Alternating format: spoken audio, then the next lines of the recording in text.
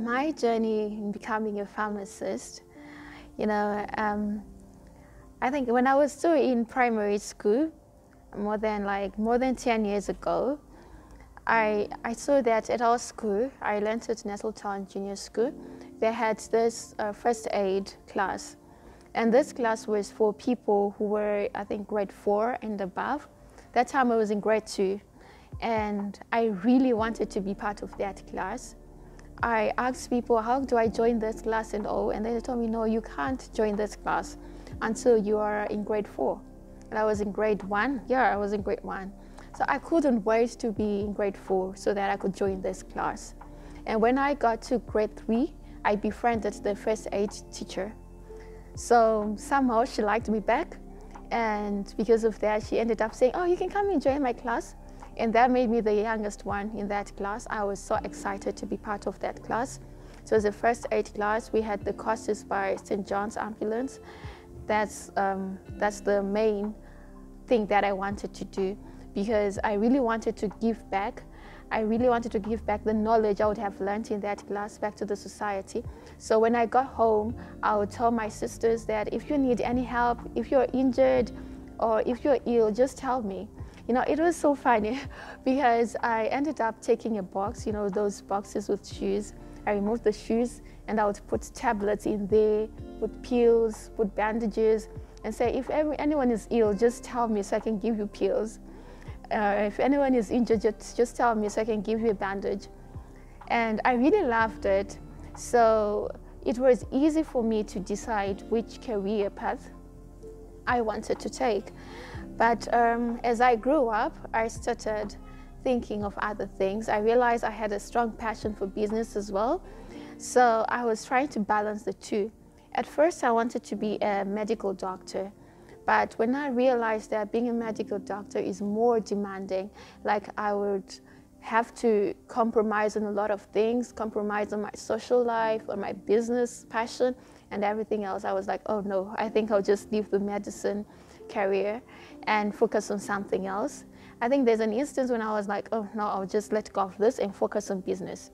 But because the passion was still in me, I really felt that, no, I need to do this health thing. I really love it. So when I was in high school, I started thinking of another program that would help me to help people in the health related matters field, and also be able to do the business things I wanted, because I always saw myself being a business lady. I always saw myself owning shops, doing all those sorts of things, but I wasn't really sure how to do it. So I took the pure sciences class in high school, and yeah, because I knew that I would be able to do any program I wanted as long as I passed those pure sciences classes. So I did them, and I also did some commercial classes as well, so that I would have a broader spectrum to choose from. So it happened that when I was in high school, during my spare times, I would go to the library. I was privileged to learn at one of the best high schools, which had the best library around. So they had all sorts of books, all sorts of literature. I would always read books. The kind of books I would read were health-related books. I would research. So my area in particular was, I would look for diseases and the food that would cure those diseases, like the remedies. I wanted to focus more on natural remedies, not the pills now. I was focusing on natural remedies. And I remember there's a time that my roommate, I was in lower 6, my roommate started having abdominal cramps. I think the pain was just too much for her. So it so happened that the week before, I had just started on a certain topic on IBS, that's irritable bowel syndrome. So when she told me her symptoms, I was like, oh, I know this. This should be IBS. And she was like, what's that? I told her, well, I read this. I think this is caused by this, the way you're eating. So definitely it's IBS.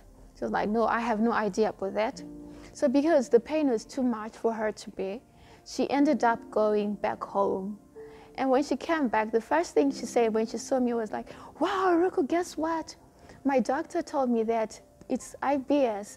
And exactly what she told me is what he told me. And I was like, wow, you know, I was so happy. I was so proud of myself, like, oh, wow. So I kind of diagnosed my roommate, and I told her the food she was supposed to eat, and that's the exact food that her doctor told her. That gave me more energy. Like, oh, I was so excited, like, oh, so I'm going somewhere. But when I finished my A-level, I wasn't really sure of the program I would do. And I had to pray about it. I prayed and I fasted, like asking God, which career program should I really pursue? Because, you know, I want to do business, and I also want to pursue something in the health field. So what can I do exactly? And before that, I had made some contacts to some local schools, asking them like, am I able to enroll in your school doing health sciences? And they said, oh yeah, it's possible, you can come. But I wasn't really sure if I would do those health sciences in Zimbabwe or I should go to another country. So after fasting, I think I was on my last day of fasting, it so happened that God just inspired my dad, you know, out of nowhere. Before that, I would ask my dad, which program can I do?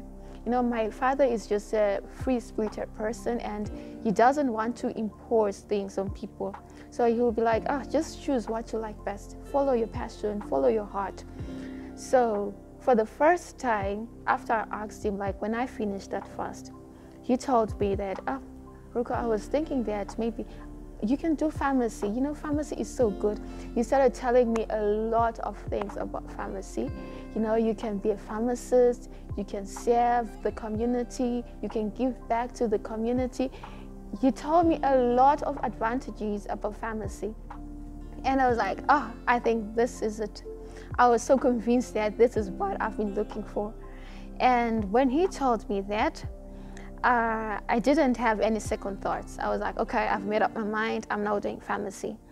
And, you know, that's the program I eventually settled on. And I was 100% sure that that's the program I wanted to do.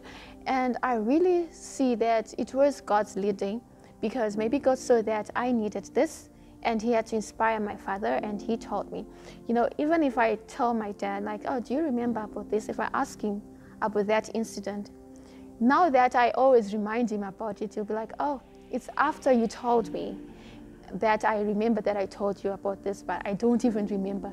He doesn't know where it came from or what, but that's how I got to do pharmacy. And when I started it, I was so excited. You know, when I was doing physiology, anatomy in my first semester, I was like, wow, this is what I was looking for. And pharmacy became more and more interesting when we came to the practicals. Like what I've been researching all along, what I've been studying, and now we're putting it into practice. Wow, that was the best experience ever. It was just priceless, and I really enjoyed it. And I really thank God that he saw me through till I graduated last week, because it was a dream come true. Though it wasn't easy, but it was really a dream come true. And the passion that was behind it was really ignited at an early stage, and it managed to flourish, to blossom to what it was meant to be.